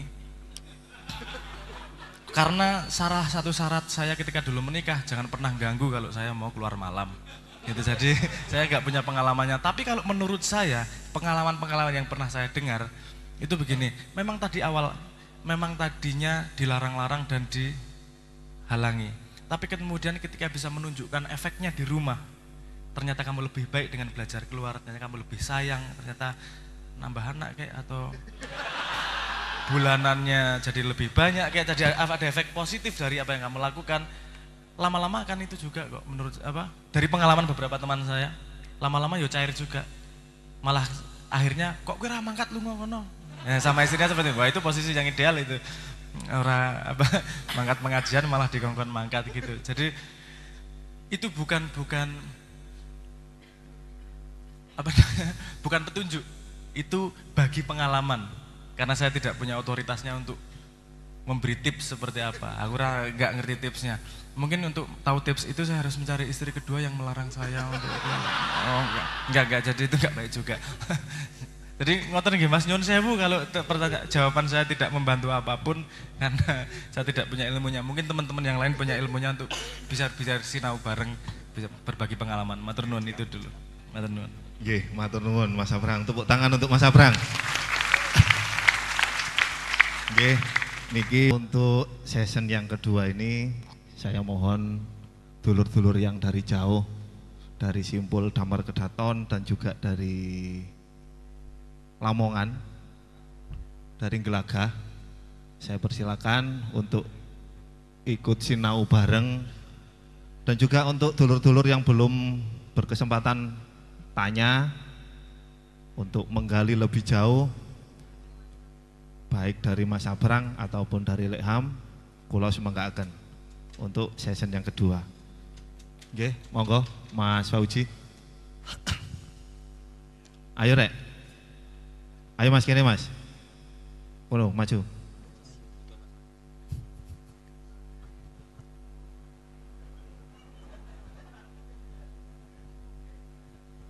Nggih niki kula batesi gangsel nggih. Niki keranten wektale pun jam 12 lebih, hampir setengah 1. Nah, kalau menurut rundown acara tadi jam setengah 1 sudah selesai. Jadi ini ada tambahan saentong titik ae. 5 ya. Nggih. Mas nggih. Nggih, monggo. Saking mriku riyen. Nggih, monggo Mas. Assalamualaikum warahmatullahi wabarakatuh. Salam warahmatullahi wabarakatuh. Kulo Sugiono, Cak. Saking asline Nganjuk, cuman samangke tinggal dateng Krian. Sederhana kulo sebenarnya pengen takon hukum aja. Artinya ngene, nek sampean mau bahas tentang kesadaran awak dhewe nggih dosa, tapi awak dhewe meyakini dosa iki tak tanggung dhewe, tak gawe kebaikan untuk orang lain. Contohnya ngene aja. Pekerja PSK ya. Iki secara pribadi kan aku ngelakoni dosa. Tapi secara kebahagiaan pekerja PSK mau berbagi kebahagiaan nang wong sing tuku. Kan ngono aja ya. Ya. Maksudku hukumnya iku ya apa ngono lho, Cak. Pun matur suwun. Waalaikumsalam. Waalaikumsalam. Assalamualaikum warahmatullahi wabarakatuh. Kenalkan saya Muklis dari Mojokerto. Tentang jalan kesadaran, gimana caranya untuk mengatasi jalan kesadaran yang tersesat ketika kita brengsek atau otak sakit istilahnya. Karena kan ada istilah jangan biarkan otak kita sadar.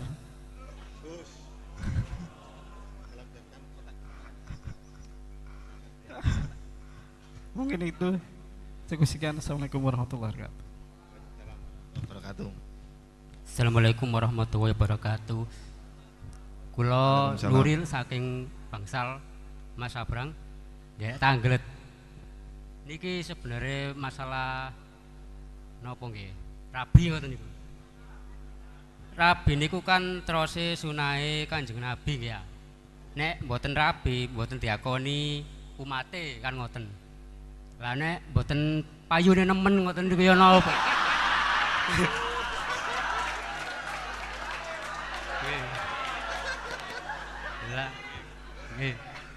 Lah pertanyaan kula niki masuk kategori nopo? Kesadaran, kurang sadar, di bawah sadar nopo enggak nyadar. Pun ngoten mawon.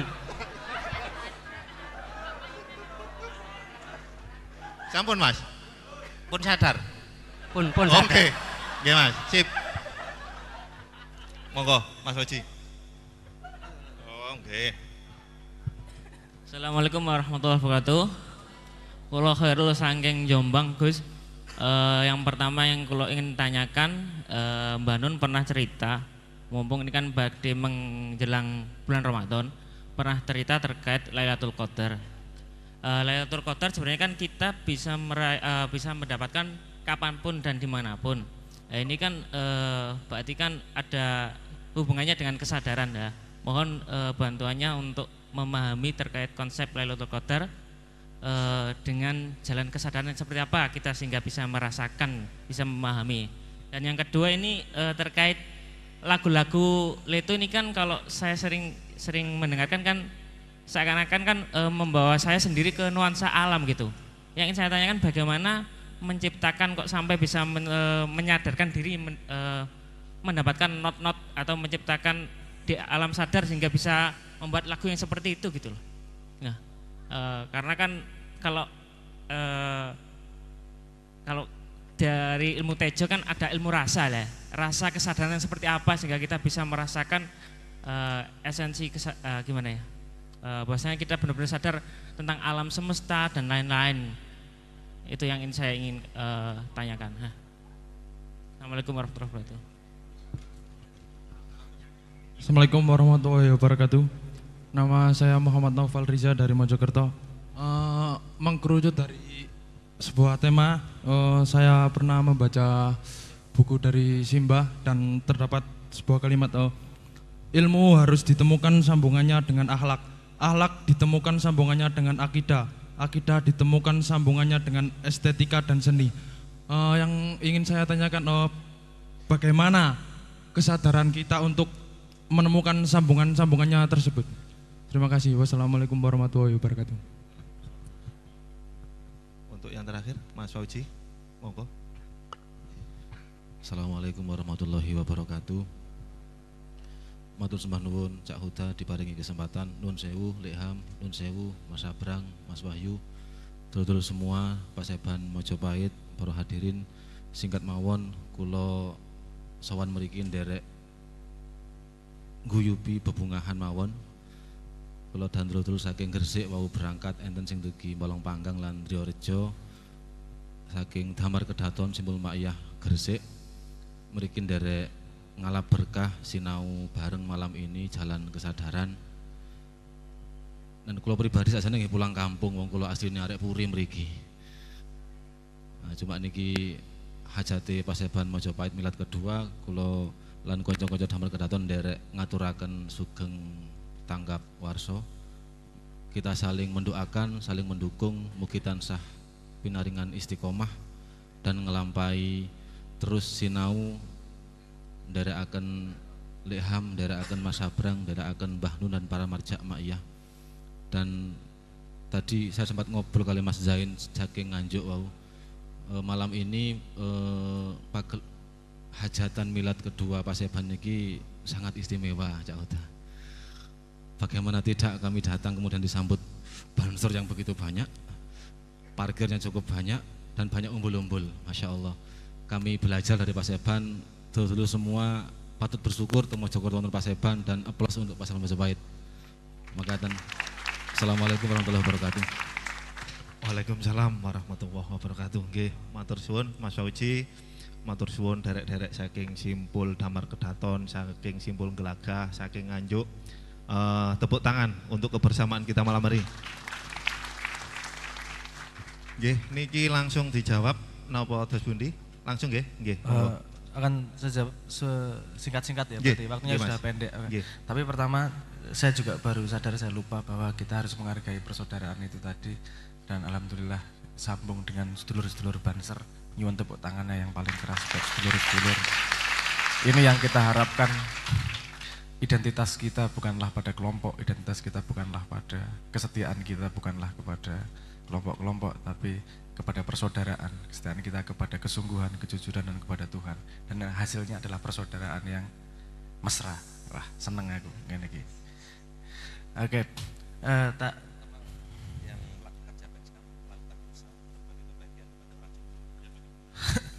Bagaimana PSK? Anda sudah riset ke berapa itu, Mas? Oke, nyun saya buka. Gini, apa namanya? Saya kalau ngomong hukum saya juga siswa, saya tidak bisa menghukum, memberi hukum yang benar atau salah, dosanya seberapa persen apa dan segala macam, pasti nggak bisa. Saya bukan Tuhan, bukan malaikat, dan nggak tahu seperti bagaimana pastinya.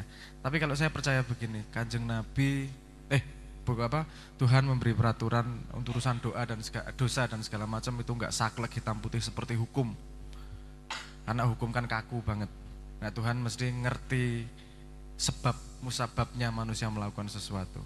Pekerjaan, misalnya tadi pekerjaan PSK, kalau dia punya pilihan lain tapi milih PSK pasti beda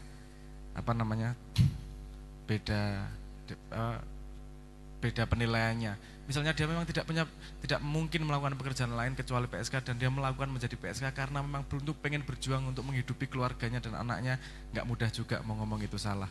Nggak ada pilihan dan itu satu-satunya yang bisa dilakukan. Jadi kalau hanya menghakimi PSK buruk itu saya tidak setuju juga, karena mereka juga butuh jalan keluar dalam hidupnya. Tapi tidak semua PSK seperti itu, ada yang memang trauma sama pernah disakiti oleh lelaki, pengen balas dendam pada semua suami misalnya, terus dia jadi PSK. Ada juga seperti itu, saya sudah melakukan riset, Mas. Oh, mbiyen arek-arek nongkrongnya di apa namanya di Jogja ada di Pasar Kembang itu ngobrol sama mereka sebagai manusia ini enak banget karena tidak ada yang melakukan itu dengan sengaja, dengan mereka pasti punya latar belakang yang berbeda-beda. Dan kalau menurut saya pribadi, kalau argumentasinya itu tadi, saya pengen menjadi PSK karena ingin membahagiakan orang lain, telek nek gue menurutku. Gue mengalasan, wah membahagiakan orang lain caranya nggak harus seperti itu, cara sangat banyak caranya. Paling mudah mesem wis membahagiakan orang lain. Alasannya jangan pakai itulah menurut saya. Jadi kalau secara hukum saya tidak bisa menghakimi karena kasusnya pasti sangat banyak. Tapi menurut saya secara sikap sebagai manusia kita menghargai dan membantu jika dibutuhkan oleh sedulur-sedulur PSK tersebut. Paling ngono wae Mas, kalau hukum aku nggak bisa menghukumi. Ngapunten Mas Abrang, kula sangkal gitu. Okay. Artinya hukum itu kan jelas sebenarnya Mas. Ada haram, ada halal kan ngoten Mas. Ada siang, ada malam. Ono wedok, ono lanang. Kan enggak cuman yo enggak semuanya ono sing banci yo ono ya Mas. Tapi jarang ngono Mas. Tapi hukum ono loh. Ora iso tak anggap ora ono loh. Walaupun jarang, walaupun cuma satu itu bisa membatalkan semuanya kalau ada satu kasus contoh yang berbeda. Itu bedanya hukum manusia sama hukum Tuhan Mas. Berarti lentur berarti hukum sebenarnya Mas. Saya jangan ngomong lentur seperti itu. Anda punya asumsi bahwa kalau lentur gampang dibelok-belokkan, enggak seperti itu. Asumsi Asumsi ya dalam tanda petik gini. Jangan samakan hukum manusia sama hukum Tuhan. Hukum manusia itu sangat limit. Mencuri yang dilihat poin mencurinya. Dihukum. Benar mencuri itu salah, betul atau enggak? Kita mundur belakang sedikit. Kenapa dia mencuri? Karena dia lapar dan tidak ada orang sekampungnya yang ngasih makan dia. Yang salah siapa? Wong sak kampung. Hukum manusia tidak bisa mencapai seperti itu. Hukum Tuhan bisa mencapai seperti itu. Kenapa? Karena komponen yang diketahui Tuhan jauh lebih banyak daripada komponen yang bisa diketahui manusia. Bukan lentur. Saya nggak ngomong lentur. Hukum Tuhan itu pasti. Tapi yang tahu kepastiannya hanyalah Tuhan sama Dia sendiri. Kita nggak bisa ngasih kepastian kepada orang lain. Gue mesti salah nek ngene iki. Gue ora ngerti latar belakangnya. Belum tentu kalau kamu dialami perjalanan yang sama dengan dia, kamu akan mengambil keputusan yang berbeda. Kadang-kadang ngomong ngono ki lho, gue ngene salah-salah ngene lho, gue nggak punya pengalaman seperti dia. Jangan semudah itu ngomong menyalahkan orang lain. Kita wang sinawang karena kita tidak mengalami seperti dia, kita dengan mudah menghakimi. Sayangnya dadi ketutupan oleh hukum tersebut. Kalau hukum itu kamu perlakukan kepada dirimu, aku tidak mau seperti itu karena menurutku itu tidak baik, enggak masalah. Karena kamu menghukumi dirimu sendiri dengan pengalaman hidupmu sendiri. Tapi nek menghukumi orang lain sih toh. Siapa tahu dia sedang dalam masalah yang sangat berat. Yang kita tidak bantu raiso kok malah melu ngidak-idak. Kadang-kadang seperti itu loh yang tidak kita asamkan. Jadi hukum Tuhan itu bukan kaku. Hukum Tuhan itu pasti, tapi bukan kaku seperti manusia. Pastinya bukan pada hukumannya, tapi pada sebab akibatnya. Pasti itu hukum Tuhan itu, pada sebab akibatnya. Nek kowe ngene engko mesti endinge ngene iki, nek ngene engko mesti endinge ngene iki. Pasti itu. Hukum manusia tidak mampu mencapai itu. Hukum manusia yo limit lah, nek nyolong yo nyolong, nek ngerampok limit karena tidak mengetahui latar belakangnya itu tadi, seperti yang saya katakan itu tadi. Pripun? Jadi jangan asumsi bahwa lentur berarti gampang digoyah dengan alasan gitu aja, enggak. Karena semua alasan yang kamu berikan kepada perilakumu, kamu tahu kok kamu sedang beralasan atau sebenarnya memang itu. Paham ya maksud saya ya? Jadi aku lagi alasan, bae aku ngerti nek salah ning aku golek kebenaran dibener-benerke. Nah, itu kamu tidak jujur dengan dirimu sendiri. Saya lihat efeknya ke belakang, kompasmu akan tidak pas. Bagaimana orang bisa menavigasi hidupnya agar mencapai sebab akibat yang baik? Nomor satu modalnya adalah ngikuti rasa, bener, ngikuti rasa. Endi sing paling mantep, endi sing paling srek. Tapi mantep karo srek kadang-kadang ora pas. Kenapa tidak pas? Karena alatnya ratau diresiki, ratau dilatih. Bagaimana cara melatih alat kompas dalam hati ini? Dengan jujur kepada diri sendiri setiap saat. Itu yang paling susah. Kenapa? Karena diri manusia adalah yang paling mudah dibohongi oleh dia sendiri dengan alasan-alasan seperti itu. Jane kowe ngerti salah, ora apa-apa demi iki. Ngerti kowe jane salah ning alasan tok. Misalnya paling gampang gini. Kegagalan adalah keberhasilan yang tertunda itu membohongi diri sendiri. Kegagalan adalah keberhasilan yang tak terjadi, titik. Jujur wae. Efeknya adalah oke, aku tidak terjadi kegagalan. Bukan kegagalan adalah keberhasilan yang tertunda, aku berharap-harap besok kemudian berhasil. Efeknya ngono. Kalau kamu kegagalan adalah keberhasilan yang tak terjadi, kamu menganalisa, ngopo ya aku gagal yo, aku kurang iki, aku salah iki, aku nekene. Oke, sesuk tak dandani meneh. Mencoba lagi. No problem, gagal tidak hina kok. Gagal tidak dosa kok. Gagal adalah kesempatan untuk belajar. Ini itu salah satu contoh dari jujur pada diri sendiri gitu. Itu gunanya untuk membersihkan kompas keputusan dalam hidup. Jujur loh karo awakmu dhewe. Itu yang paling susah di manusia. Pandai, banyak pengetahuan kuwi gampang kari sinau. Tapi jujur kepada diri sendiri itu sangat susah dan harus dilatih. Kudu eling dan waspada tenan itu. Nah, untuk kebenaran, untuk menilai orang kemudian benar atau salah, hukumnya gimana dan segala macam, kalau kompas hatinya orang landep, selip-selip juga nanti. Itu salah satu efeknya juga. Ngoten paling Mas. Iki aku cuman wedi ngene, aku cuman wedi salah asumsi dengan jawabanku tadi. Tapi semoga konco-konco tetap apa jenenge punya kejernihan diri dan punya timbangan sendiri untuk bisa menimbang kalimatku ya. Bukan artinya juga aku menyepelekan hukum Tuhan iso dingenek-ngenekke dan segala macam. Tapi kalau Anda mau contoh seberapa lenturnya, cari cerita Kanjeng Nabi dengan sahabatnya. Artinya kan setiap hukum pasti ada resikonya untuk diri kita sendiri. Pasti. Loh, gunanya hukum itu. Gunanya hukum itu agar kamu tidak mendapat resiko yang belum bisa kamu lihat. Gunanya hukum Tuhan maupun hukum manusia. Hukum manusia gini, ngopo ora entuk nyolong? Society-nya, kumpulan manusianya akan hancur kena nyolong tidak dilarang.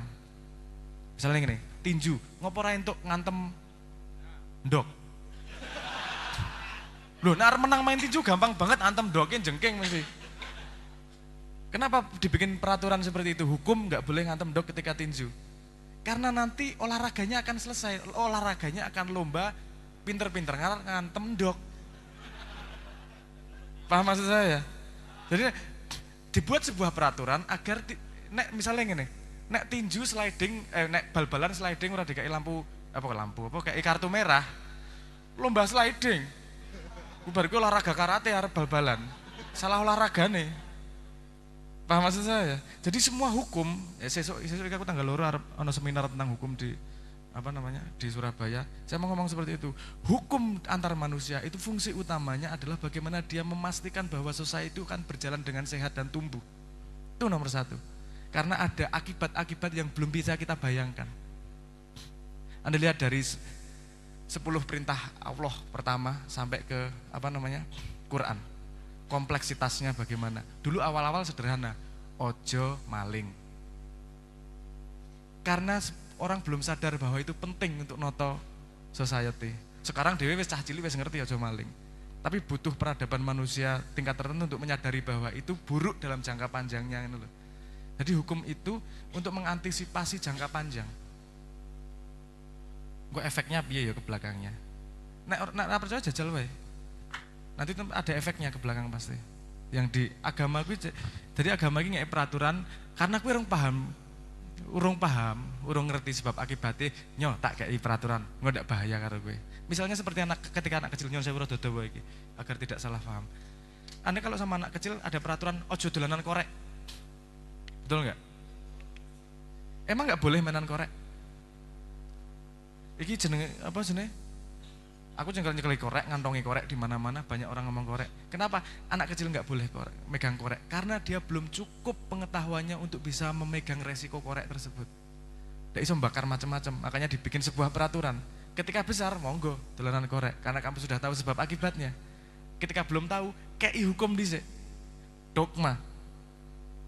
Karena aku belum ngerti sebabnya seperti apa. Aku durung cukup dewasa untuk mengetahui keberbahayaan dari korek itu tadi. Nah, hampir semua yang agama ajarkan dosa ojo ngene. Kenapa? Karena nanti bahaya di belakangmu. Kamu belum tahu aja. Akeh lho, nek kowe ndelok ceritane wali-wali pas Ramadan malah mangan. Ono wali-wali sing sholat subuh 6 rakaat ngono-ngono. Loh, kita nggak mungkin melakukan itu. Kenapa? Karena kita belum tahu, belum tekan sampai saat kuwi sebab akibatnya. Apakah itu melanggar hukum?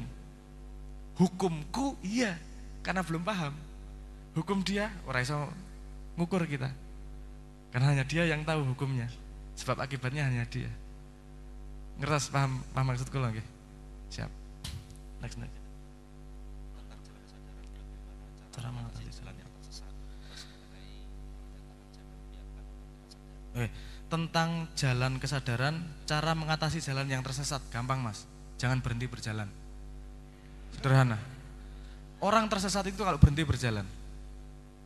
Nek salah dalan orang mandek, dalan buntu yang balik mesti golek dalan liyane kok. Ngono ta? Njuk kowe apa nyari tempat yuk tersesat, aduh aku tersesat ya Allah wis tersesat wis meneng wae ora ta, cari jalan keluar ta mesti. Dia akan tersesat ketika berhenti berjalan. Ketika tersesat dia akan ketika dia berhenti mencari. Jadi salah satu ketersesatan adalah ketika dia merasa benar. Wis bener kabeh ya aku. Wis yang salah ki. Kamu berhenti berjalan tersesat wis. Ora tekan. Tersesat kan tidak sampai. Padahal agama itu kan petunjuk. Jalan, ya kan? Jalan. Tidak ada petunjuk. Misalnya gini, Anda ke Surabaya, petunjuk arah Surabaya itu ada nggak di Surabaya? Petunjuk arah Surabaya selalu di luar Surabaya, betul nggak? Ketika Anda sampai Surabaya, ada nggak petunjuk Surabaya? Dan orang yang merasa benar ngerangkul petunjuk, ini petunjuk yang paling benar ini, orang tekan-tekan yang Surabaya, wes toh. Paham logikanya? Jadi agar tidak tersesat, jalan terus tanpa henti. Belum tentu kamu sampai pada yang kamu harapkan, tapi minimal Tuhan akan terharu. Cahaya wis melaku mubeng-mubeng pekok, yes kena tak angkute, gitu. Karena hanya itu yang bisa menyelamatkan kita. Gak mungkin kita bisa mengukur ketersesatan kita. Kalau kita bisa mengukur ketersesatan kita, berarti kita pengetahuannya cukup tinggi untuk bisa mengukur ketersesatan tersebut. Kesalahan selalu dipahami belakangan kok. Paham maksud saya? Kau rasa ngomong gue tersesat ki, lagi-lagi kamu tidak tahu perjalanan dia. Kau ilmu bisa jadi belum cukup pengetahuannya untuk memahami apa yang dia lakukan dan seterusnya lah. Tapi agar tidak tersesat, sederhana, jangan berhenti berjalan. Ngerti nggih? Terus Rabi sunai Kanjeng Nabi.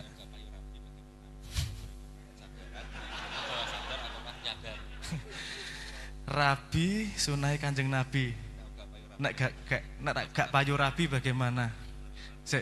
Kita pastikan dulu. Kita pastikan ya, oke.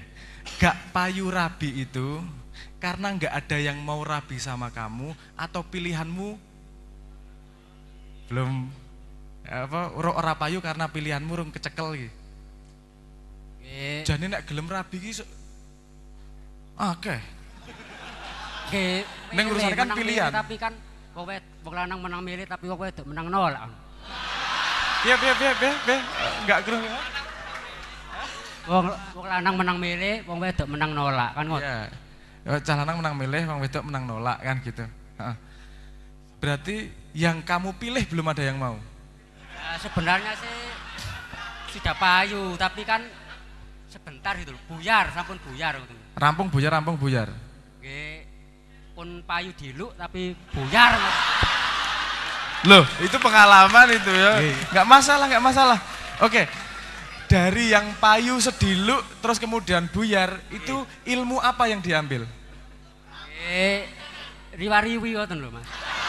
Maksudnya niku bojo kula mboten kerasan teng griya, kula mboten kerasan teng griyane ngoten lho. Oke, berarti prioritas kekerasananmu lebih tinggi dari kepentingan untuk berpasangan. Nggih. Ayo nggih ya nggih. Berarti kewajiban Nabi karo ora kerasan iki luwih dhuwur ora kerasan to iki? Ego termasuk. Nah, ya nggih. Jadi gini, apa jane iki wong rabi iki urusan gelem apa ora. Jadi prioritasnya kuwi mau lho. Saya ada temen yang ora rabi-rabi tekan saiki karena standare dhuwur banget deh. Ora tau ngoco deh. Dadi bocahe kaya ngono pokoke model kaya mau di Ayunda geleme. Ora rabi-rabi bocahe. Ana sing model gitu itu karena yang membuat masalah dirinya sendiri. Ada juga yang memang ora ana sing gelem. Dia wis waton wong wedok rapopo wis. Nah, dek sampai seperti itu Ternyata ra ono sing gelem yon. Berarti sama Tuhan dia dipasangkan kepada sebuah keadaan di mana dia harus menahan dirinya. Pasangan kan tidak harus pasangan maskulin dengan feminin. Bisa dia dipasangkan dengan hal yang lain juga nggak masalah, dan Tuhan yo terharu. Wes jomblo sak umur urip lebokke rokok kok kejem temen to Gusti Allah iki. Aku karo sapa wae gelem. Ada juga teman saya yang begini. Aku pokoknya topo apa jenenge seminggu neng kamar. Ono kancaku neng apa jenenge Jogja kuwi. Sak metu-metuku tak rabi ketemu pertama. Dan dia konsisten. Ketemu pertama ono liwat tak rabi, gelem ra rabi karo aku. Langsung ditembak, kowe rada gendeng bos saya. Gelem ra rabi karo aku. Wong yo dilalah ngomong gelem. Gelem. Ternyata rondo. Dan segala macam background, tapi dia nggak peduli. Nomor satu adalah aku tak rabi, janjiku yang ketemu pertama tak rabi. Nah itu prioritasnya udah nomor atas gue. Dia mau arep rondo, arep omayato, arep orang nyaman dan segala macam dilakoni karena dia tahu primer dalam dirinya adalah rabi itu tadi. Kalau masalahnya kita tidak bisa meletakkan primer itu, salah meletakkan primer, jangan salahkan Tuhan. Ngene lho maksudku. Tapi dalilnya niku lho kok kejem. Kok rada kejem kok. Langge. Dalile pripun? Rabi to. Mboten rabi. Jenengan paham sing tak omong kira? Paham to? Karena prioritas di atasmu dudu rabi. Prioritas yang paling tinggi dalam dirimu adalah nyaman. Nek wong niat rabi, rumah sama rabi njuk bahagia terus 100%. Nyaman terus, ora, ya nanti akan datang masalah-masalah. Tapi orang bertahan sampai selesai dalam keluarganya karena dia tahu keluarganya lebih penting daripada apapun. Dek ngalah karo bojone ora masalah. Dek salah satu contoh misalnya, ini bojoku dhewe sing ngomong. Bojoku ki di kumpulan anak-anak terus ada anak saya yang lagi SD itu kumpulan orang tuanya akan mengadakan buka bersama. Terus mereka ngomong bapaknya Nawai aja, nama itu anak saya. Bapaknya Nawai aja yang tausiah. Ibuku ngomong bojoku bapaknya Nawai aja yang ceramah. Bojoku ngomong, "Oh, jangan. Ya pinter saya ceramah. Kalau suami saya ceramahin pasti diam kok." Bojoku ngomong ngono kuwi aku ya bener ya ning badan iku ya badan. Tapi loh jangan berlomba mencari gini. Lombamu jangan menuntut kebahagiaan pada istrimu. Lombamu memberi kebahagiaan pada istrimu. Itu yang paling primer. Bahkan kadang-kadang dhewe kudu kerja saka isuk tekan wengi demi apa? Demi keluarga, dan kamu nggak mau mengalahkan istrimu. Yang ada adalah perang panjang. Bagaimana perang panjang dalam tanda perang ya? Apa sebenarnya struggle apa bahasa Indonesianya ya? Perjuangan panjang keluarga sampai selesai, bukan urusan menang kalah. Dan itu yang paling primer. Nah itu cuman urusan meletakkan mana primer mana sekunder. Aku yakin gue gampang rabi. Urusannya yang membuat gue susah rabi, gue belum bisa meletakkan mana yang primer. Luwih penting rabi apa luwih penting nyamanmu, luwih penting rabi apa luwih penting egomu dan seterusnya lah. Tapi semoga menjawab ya. Tapi kalau tasik diakoni apa mboten? Hah? Diakoni umatnya Kanjeng Nabi napa mboten? Oh oke. Butuh jawaban cepet ora? Nah orang aku tak SMS yo, aku tak takon dhisik aku tak SMS. Wis to. Jenengan sudah mempedulikan kalimat Kanjeng Nabi dengan serius dalam hati Anda, minimal Kanjeng Nabi terharu dengan kesungguhanmu, betul? Yes, kasih. Serampung. Apa sana pertanyaan? Tasik wonten kalih, Mas. Wis. Nggih. Apa dirampung iki? Dirampungaken. Nggih.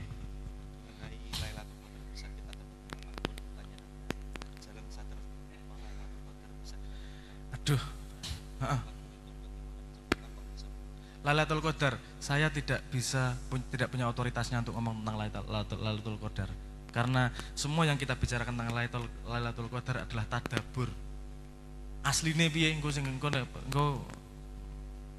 ngerti-ngerti dhewe. Ora iso diomongke kuwi. Bukan rasa diomongke piye ya. Nek diomongke pun itu satu dari 9.000 teori yang ada tentang Lailatul Qadar. Wis toh, jangan mencari Lailatul Qadar. Mencari terharunya Tuhan. Lailatul Qadar kuwi bonus urusane. Nek kowe teko nang omahe wong, aja golek suguhane, aja golek ngombene. Golek ridho sing duwe omah. Bar kuwi suguhan, kasur, ngombe segala macam dikeke kowe kabeh. Dan kowe ra golek kuwi. Lailatul Qadar dadi yo setok monggo ora monggo sing penting Gusti Allah sayang roh aku titik.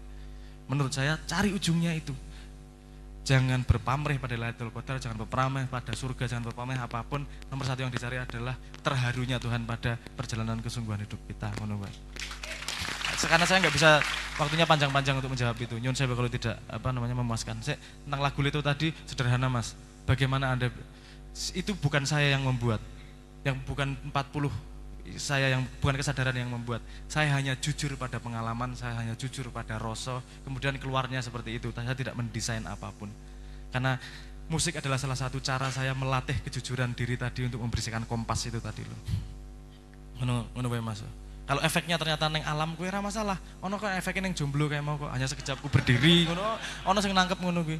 Jadi bukan tergantung yang bikin, kadang-kadang tergantung yang mendengarkan. Ada fakta, ada makna.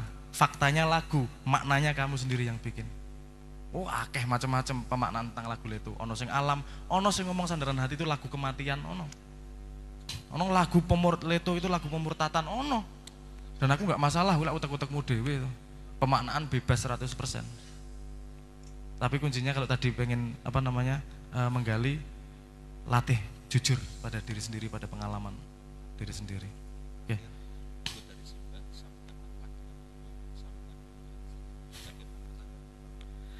Oke, sambungan itu bagaimana kesadaran kita. Pada setiap kejadian, pada setiap sistem, pada setiap pemaknaan yang kita miliki selalu ada pola di bawahnya. Di dalam 10 km ada 10, di dalam 10 kg ada 10, dalam 10 senti ada 10. Yang membuat dia beda senti, kilogram, meter. Kalau Anda singkirkan, Anda lihat semuanya 10, itu yang menyambungkan. Ini mau paham bahwa gue karena waktuku pendek. Jadi untuk menyambungkan akhlak dan segala macam itu tadi, lihat 10-nya. Lihat pola dasar hakikat dari setiap sistem tersebut. Itu nyambung kabeh, garis merah semua. Yang Anda lihat di jagat raya, Anda lihat di telapak tangan Anda. Podo persis, kalau Anda bisa lihat 10-nya. Kalau Anda bisa melihat pola dasarnya itu. Yang membedakan adalah agensi CT-nya. Kilometer, kilogram itu tadi. Paham maksud saya ya? Muga-muga paham sampean. Nek kowe ora paham ya nasibmu karena wis wengi. Oke, matur nuwun. Bisa kita sambung kapan-kapan. Waktunya sudah mepet daripada digerebek polisi. Matur nuwun. Wassalamualaikum warahmatullahi wabarakatuh. Waalaikumsalam warahmatullahi wabarakatuh. Nggih. Matur nuwun Mas Abrang, matur suwun dulur-dulur. Nggih, matur nuwun Bu. Nggih, pun dibeto mantuk. Nggih. Keng sik Bu, sekedap Bu. Niki lare Paseban niki lak kata sing jomblo ah. Enggak ada juga perawan apa mboten? Oh, aduh Bu.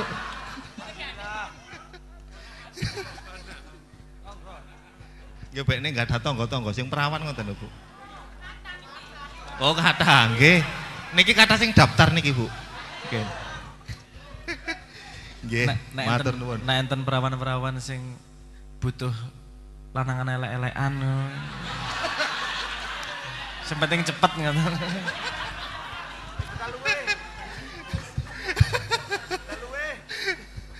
Nggih, matur nuwun Bu. Kami mohon untuk Mas Abrang untuk bisa memberikan makna, karena kalau di YouTube itu kan sering Mas Abrang memberikan makna tentang sandaran hati yang berhubungan dengan jomblo itu loh Mas. Ada satu refnya atau salah satu liriknya yang berhubungan erat dengan jomblo.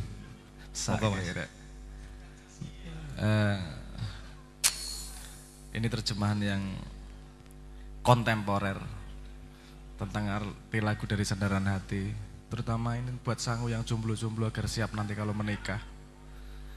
Dalam perkawinan itu penting kalih sinten itu penting banget. Tapi ada dua juga yang penting. Nomor satu adalah surat, harus ada surat nikah, dan yang kedua harus ada urat. Ya nek surat karo urat tidak terpenuhi ya menikahnya tidak gayeng. Dan yang tadi diminta adalah pengertian sandaran hati dari sudut pandang itu. Sandaran hati dari sudut pandang itu memang bisa diartikan juga, karena refnya mengatakan tentang perkawinan. Teringat pada janjimu ku terikat oleh surat perkawinan. Uratnya yang di setelahnya, hanya sekejap ku berdiri, ku lakukan sepenuh hati.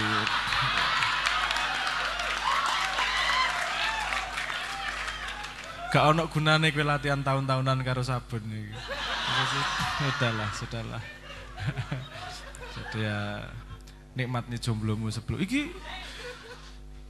Banyak yang sudah menikah itu merindukan waktu kejombloan loh. Jangan lupa. Karena jomblo itu penderitaan yang indah untuk dikenang.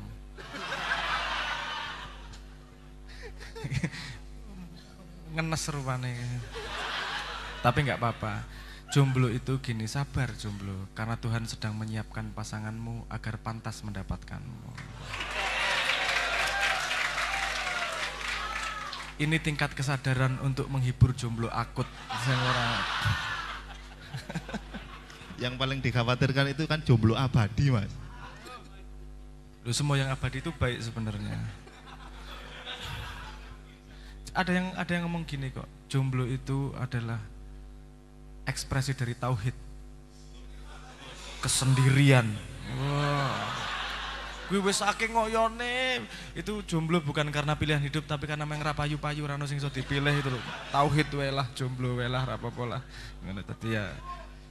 Jomblo pelongo-pelongo. Tapi kalau Anda punya pasangan itu juga nanti datang masalah loh. Coba Anda tanyain pasangan Anda suatu hari, mau makan di mana, Dek? Wah, ruwet Mas, Dek. Terserah Mas, sate. Kok sate? Aduh, ya apa terserah? Yuk terserah Mas lah. Terserah nek kue usul salah mesti. Itu memang nasib turunan. Karena dulu istri pertama di dunia yaitu Ibu Hawa pernah memilih makanan dan salah sampai mereka berdua diusir dari surga.